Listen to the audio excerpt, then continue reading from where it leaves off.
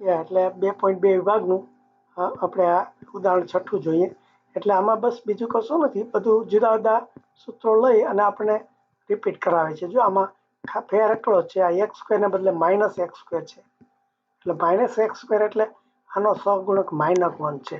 -1 સહગુણક છે એનો અર્થ એ થયો કે આ એની કિંમત આપણે આ સૂત્ર ax² + bx + c, જો આવું સૂત્ર હોય બીજગણીનું તો આ એની કિંમત, એટલે કે આનો જે x² છે એનો સહગુણક, એની કિંમત 1 છે કે 1 કરતાં મોટી છે કે નાની છે એના ઉપરથી. એટલે અહીંયા આ -1 છે એ 1 કરતાં નાની થઈ, આ -1 છે એ 0 કરતાં નાનો થયો કહેવાય, તો એનો આકાર નીચે હશે. બસ એટલું જ ખાલી આપણે આમાં બતાવવા માગે છે. એટલે આપણે જો આ જુદી જુદી એક્સની કિંમત લઈને આ વાયની કિંમત આગળ જે ગણતા હતા એ રીતે જ ગણ્યું છે, બીજું કંઈ નથી. આમાં જો આ 0 છે એક જ જગ્યાએ છે એટલે એક જ જગ્યાએ કાપે છે.